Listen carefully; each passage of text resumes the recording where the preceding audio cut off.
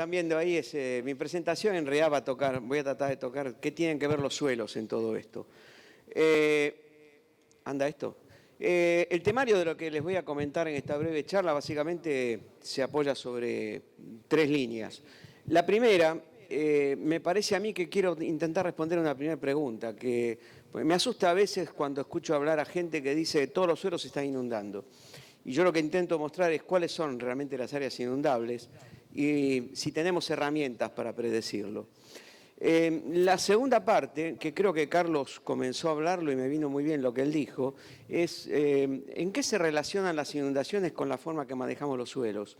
El manejo actual de la agricultura, la siembra directa, rotaciones, desmonte, urbanizaciones, ¿tiene que ver eso? ¿Son los culpables realmente? Y la tercera parte yo intentaría hacer un análisis ex post. ¿Qué pasa cuando un suelo se inunda? ¿Qué tan malas son las inundaciones? ¿Dejan algún desastre? ¿Son iguales en todos lados? Bueno, vamos a empezar entonces por la primera parte. Esto es una pequeña clase de física de suelos. Esencialmente el suelo es un cuerpo poroso que almacena agua dentro de sus poros. ¿Está? Lo segundo que ocurre acá, que ante eventos de lluvias abundantes como la que describió Carlos, o tormentas, es decir, que se excede la capacidad del suelo de asimilar esa agua, lo primero que sucede es que sube el agua subterránea. ¿Tá? Es decir, el suelo, cualquier suelo en general tiene 2 zonas, una parte que llamamos la zona saturada de agua subterránea y una parte superior que llamamos la zona insaturada o llamada badosa. Y en general la mayor parte de los suelos agrícolas, excepto los arrozales, que se hacen con inundación, en general tienen estas 2 áreas y uno esperaría que las raíces estén en la zona insaturada o en la zona badosa. ¿Qué es lo que sucede acá? Que cuando ocurre inundación, básicamente cuando yo tengo aportes externos que pueden ser superficiales, desborde de ríos, por ejemplo, aportes externos subsuperficiales, movimientos regionales del agua subterránea. Esto causa ascensos freáticos y esto está ayudado también por procesos de tipo superficial que ocurren en los suelos, que son problemas en la infiltración, el escurrimiento. Todo eso me lleva a la ocurrencia del fenómeno que llamamos inundaciones, que uno podría asimilarlo al evento tipo catastrófico, o simple proceso de anegamiento, que es el encharcamiento a la zona saturada del suelo, acumulación de un pequeño pelo de agua, que es lo que ocurre en la mayor parte de la región que llamamos nosotros problemas de anegamiento. Yendo a lo segundo, a la primera pata de un poco de la charla que iba a hablar, es la primera pregunta: ¿cuáles son las áreas inundables? ¿Cualquier suelo se inunda? Claramente no. ¿Tenemos herramientas para predecirlo? La respuesta es que sí. Si bien yo no voy a descartar que suelos que nunca se han inundado en la historia pueden llegar a inundarse, y eso claramente puede suceder cuando yo altero la hidrología de una región, por ejemplo, represas, obras hechas por el hombre que me alteran el drenaje regional, alcantarillas tapadas, que me generan represamientos, y eso puede suceder que lleguen a anegarse hasta las lomas. En términos generales, la realidad es que los suelos anegables, en general, tienen rasgos visibles en sus perfiles que nos indican que alguna vez van a anegarse. ¿Cuáles son esos rasgos? Yo hice esta enumeración, ahora voy a mostrar fotos, pero son generalmente los que trabajamos en reconocimiento de suelos, hacemos un pozo, calicata llamamos, y vemos la presencia de moteados, concreciones de hierro y de manganeso, la tonalidad, los colores del suelo que son más bien grisáceos, apagados, no colores vivos. En el caso de suelos gley, los suelos del delta, colores verde oliváceos en áreas que se inundan muy frecuentemente. Evidencias muy fuertes como la presencia de agua subterránea en la superficie. Eventualmente en áreas que no han sido tocadas por el hombre o poco tocadas, la presencia de vegetación adaptada. Algunos ejemplos. En general, si vemos una capa freática cercana a la superficie, uno sabe que esa zona subterránea va a estar maximizada de agua subterránea, la badosa va a estar minimizada. ¿Tá? Presencia de moteados de hierro, fíjense esas tonalidades rojizas, eso me está indicando que el suelo alguna vez sufre procesos de anegamiento. Quiero aclarar, uno en base a la densidad que tiene este tipo de rasgos puede también predecir cuál es la frecuencia con que esto esté ocurriendo. ¿Tá?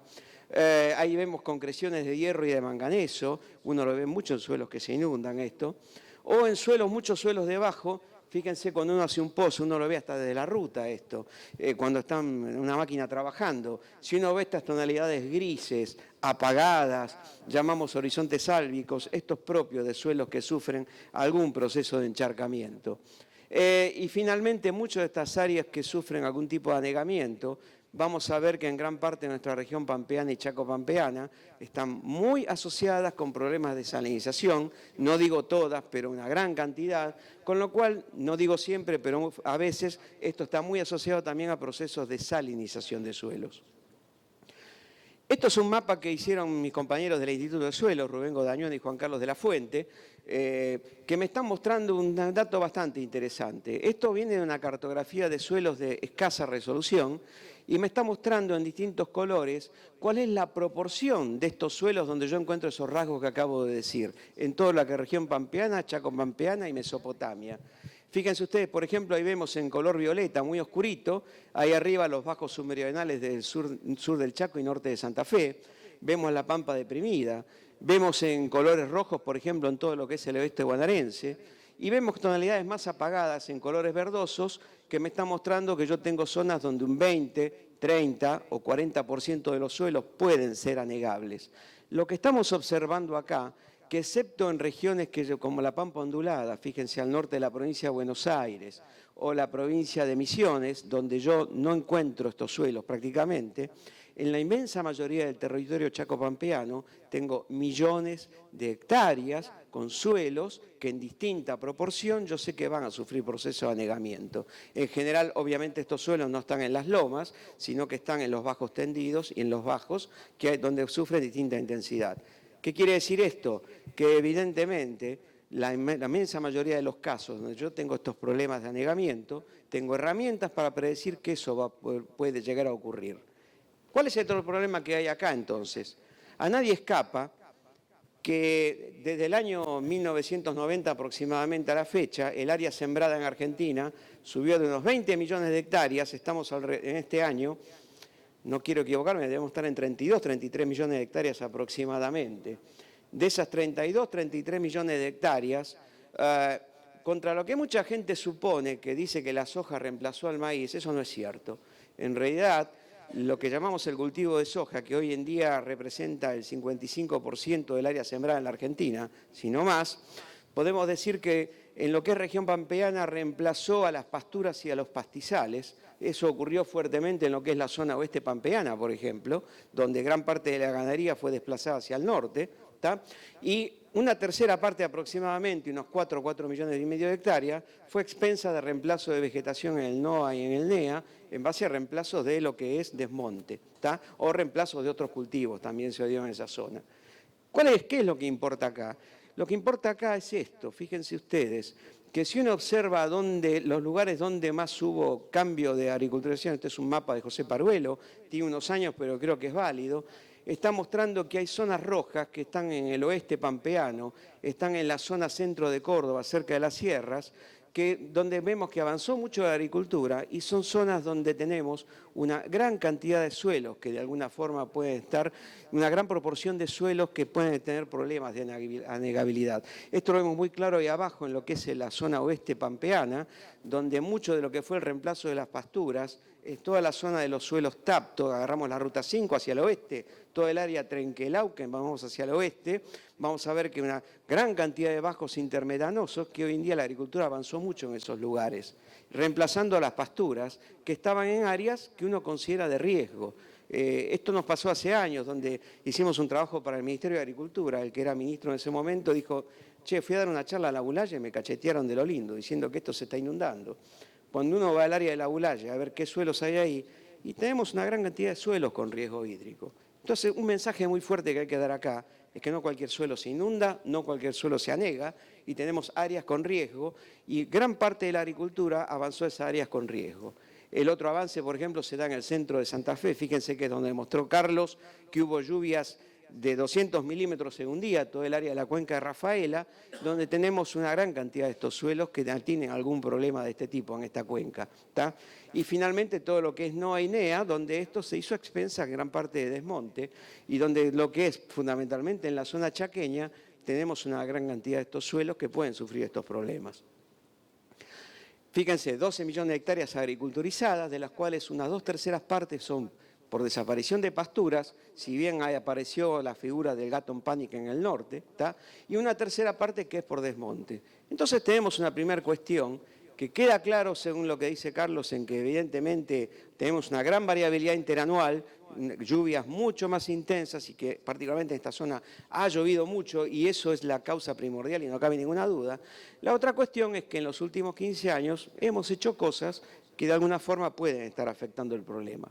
Vamos a ver cómo. ¿En qué se relacionan las inundaciones con la forma en que manejamos los suelos? Queda claro, como dije recién, que el factor climático es primordial, es lo primero. Pero lo segundo es la forma como manejamos los suelos, que va a incidir en la magnitud, o sea, la gravedad, la velocidad, cuán rápido un suelo se inunda y en cuánto dura ese proceso de inundación, cuán rápido esa agua puede ser evacuada. Con lo cual, los factores a considerar, me parece que pueden ser estos tres que figuran ahí, y que voy a hablar ahora de ellos. Lo primero son los cambios de uso de la tierra, la deforestación, la conversión de pasturas y pastizales, las urbanizaciones que han ocurrido en muchos lugares, Córdoba tiene mucho de esto realmente, que esto me está afectando fundamentalmente la cantidad de agua que se consume y obviamente la profundidad que alcanzan las raíces. En segundo lugar, la cantidad y tipo de cultivos en la rotación.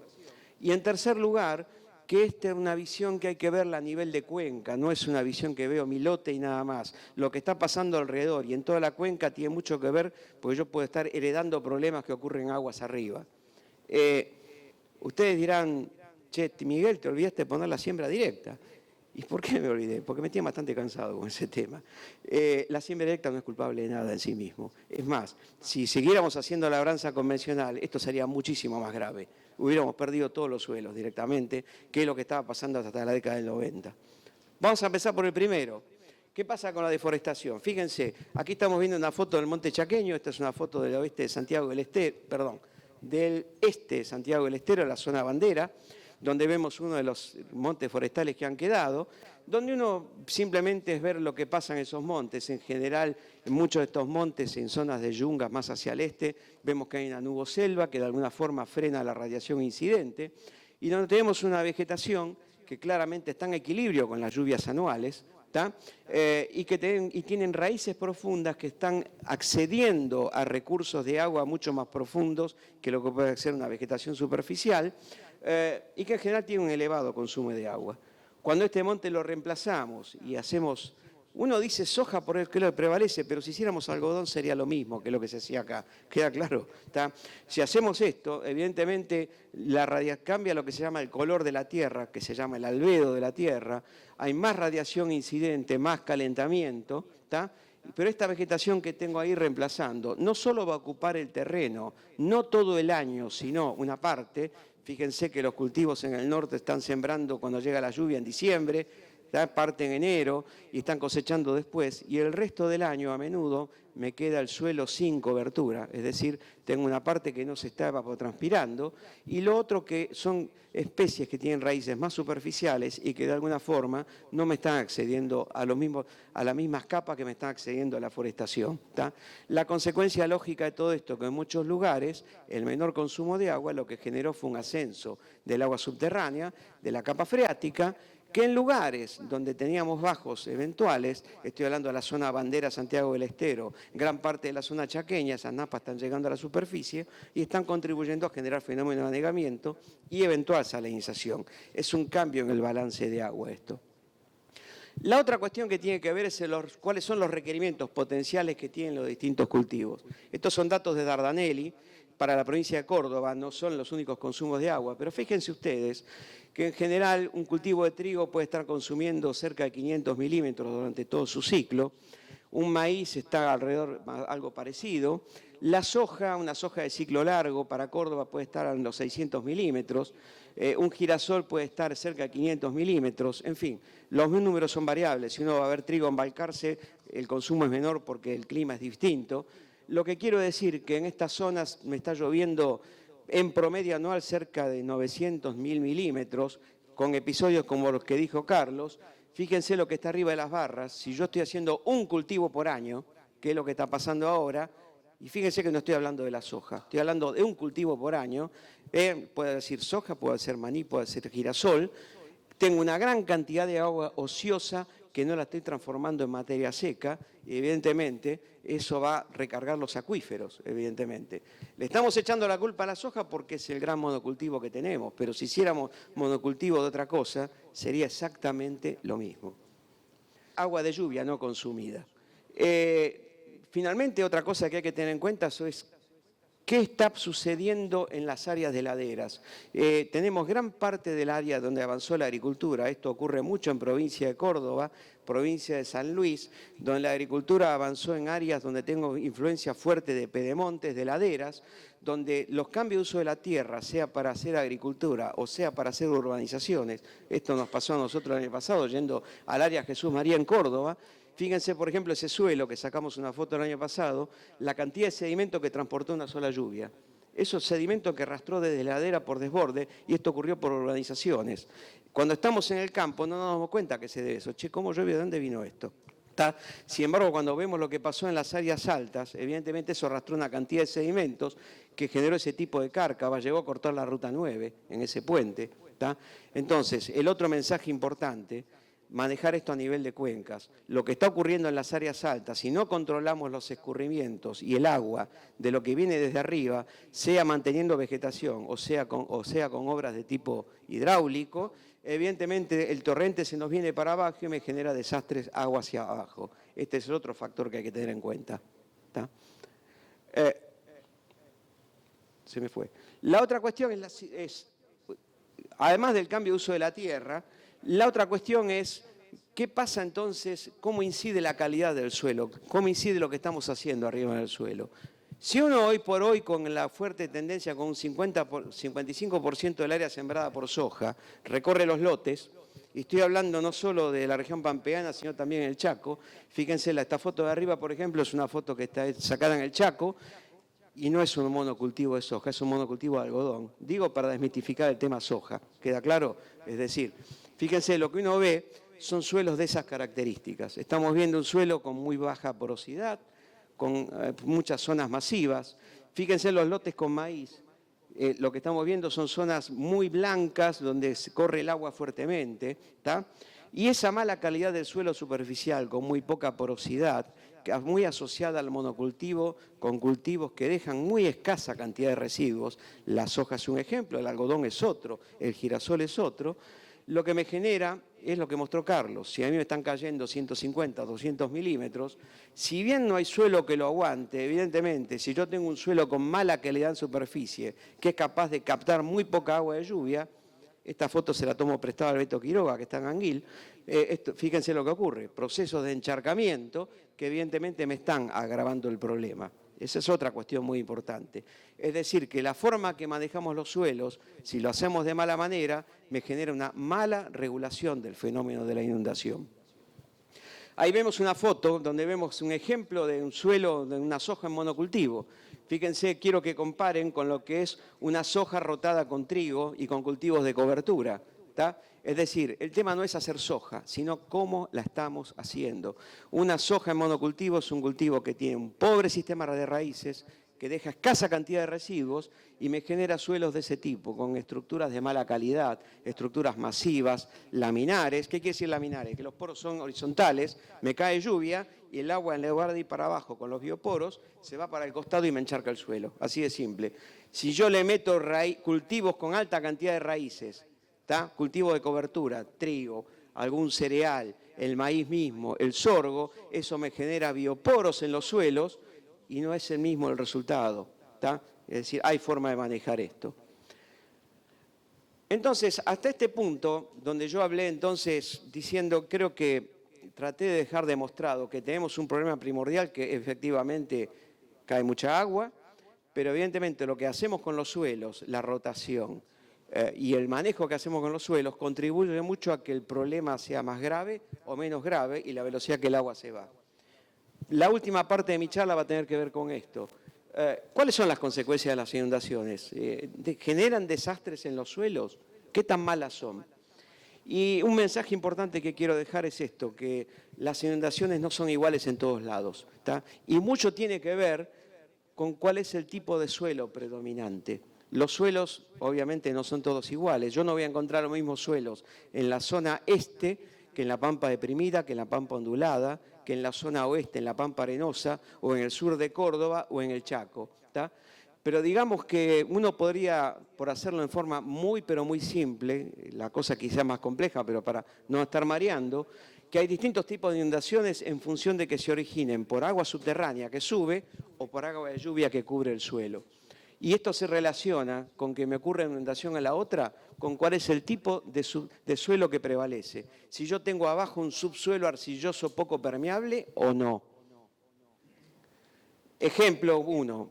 Este es el tipo de inundación típica del oeste de la región pampeana. Toda la zona, fíjense, cuando estamos hablando, toda la zona Ruta 5, Trenquelauquen, Carlos Casares, se encuentra con suelos muy arenosos que pueden tener un subsuelo un poco más pesado, pero que en general tienen un drenaje bastante bueno.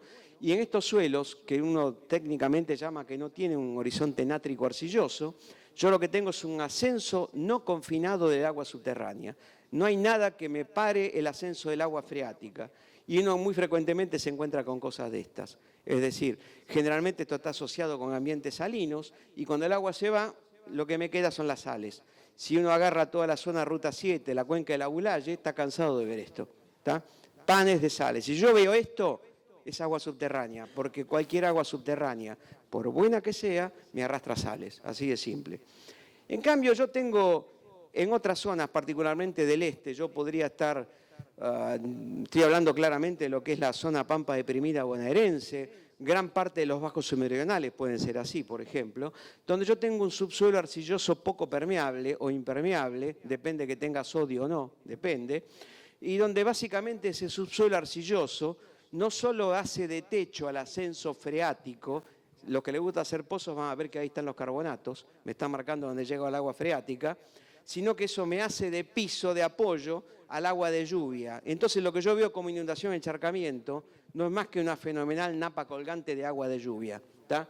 A no ser que eso sufra efectos de desborde de un cuerpo. A ver, si me desborda el río Salado, el arroyo Saladillo, eso es agua salada, por más que sea, va a ser superficial pero salada.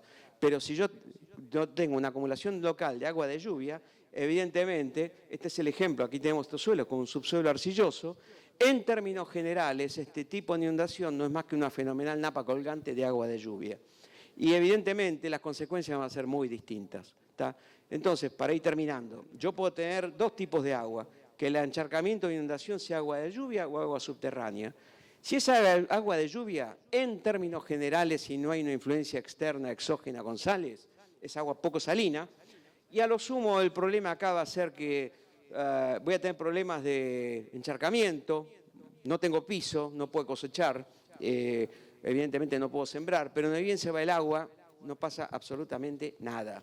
¿Tá? Es más, si yo tenía sales, esa agua de lluvia me contribuye a lavar esas sales. Pregunta que algunos van a hacer seguro, che, ¿se lavan los nutrientes? La respuesta es que, excepto en el caso de las formas minerales de nitrógeno, los nitratos, que efectivamente se lavan y desaparecen, que después pueden volver a fabricarse, el resto de los nutrientes del suelo no se pierden. No se pierde el fósforo, no se pierde el potasio, no se pierde el calcio, ni el azufre. Las inundaciones no son nocivas para los nutrientes, en absoluto. ¿Tá? Entonces, evidentemente, luego de estos eventos, probablemente hay que hacer análisis de suelo, esto siempre lo digo, pero hay que prestarle mucho ojo al nivel de nitratos si vamos a sembrar.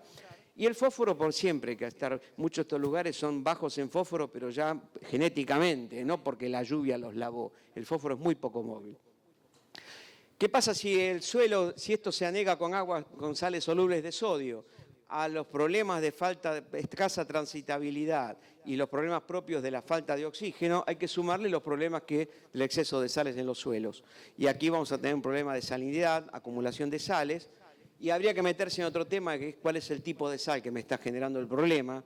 No va a ser lo mismo con cloruro de sodio, la sal de mesa, que se lava muy fácilmente, que el bicarbonato de sodio, que me deja problemas de suelos sódicos muy graves, los famosos barros blancos. Pero bueno, ya es un tema genético y en general no son suelos agrícolas en términos generales. ¿Tá? Bueno, para cerrar entonces, 4 puntos creo que quisiera destacar de esto. Lo primero que... contra lo que mucha gente dice, que a veces me alarma lo que dicen los diarios, o alguna gente opinando, no, el tema de los anegamientos no, no obedece a una sola causa. Es decir, no es un monofactor. Evidentemente no hay un solo factor que genere estos excesos hídricos e inundaciones, sino que son múltiples. Claramente el clima es el principal, lo demostró Carlos Di Vela, me parece a mí, pero a partir de eso, la forma en que manejamos los suelos contribuye a retardar o acelerar el problema, o a agravar o aliviar la gravedad del fenómeno.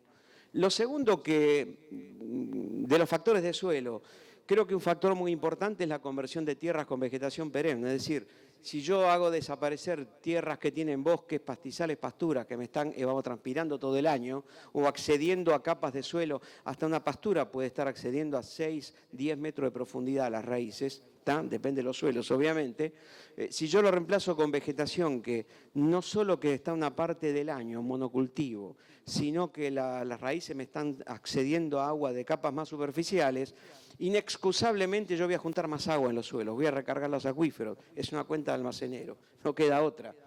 Entonces, la primera cuestión que hay acá es que evidentemente esto promueve la recarga y el ascenso de las aguas subterráneas. Mucho de lo que estamos viendo en el Chaco, en provincia de Córdoba, de napas que están subiendo, obedecen a esto. No es en sí mismo la soja, es hacer monocultivo. Si yo a la soja le agrego un cultivo de invierno, si empiezo a consumir agua en invierno, evidentemente vamos a empezar a aliviar parte de ese problema. Lo tercero, los manejos basados en monocultivo con escaso aporte de residuos y raíces, la soja es un ejemplo, pero vuelvo a insistir, si hiciera girasol, si hiciera todos los cultivos que dejan poco residuo, evidentemente no favorecen la calidad de la estructura del suelo, no me favorecen la captación de agua. Yo preciso que haya bioporos, que haya actividad biológica, que haya buena cobertura de suelo, por eso la siembra directa es un gran beneficio, pero no es solo la siembra directa, sino cómo la estamos haciendo. Es decir, una siembra directa con cobertura adecuada, con raíces vivas todo el año. Si no hacemos trigo o cebada en invierno, hacer cultivos de cobertura, eso me va a favorecer la actividad biológica y una buena calidad y un mejor funcionamiento hidrológico de los suelos. Y finalmente, hay un tema muy importante, no es solo lo que me está pasando en mi campo. Yo puedo estar haciendo bien los deberes, pero si mis vecinos lo están haciendo mal, yo voy a recibir las influencias nocivas de ellos. Esto es algo muy claro en la erosión. Si mi vecino que está aguas arriba no controla los escurrimientos, los excedentes los estoy recibiendo aguas abajo. Hay que tener una visión integrada a nivel de cuencas.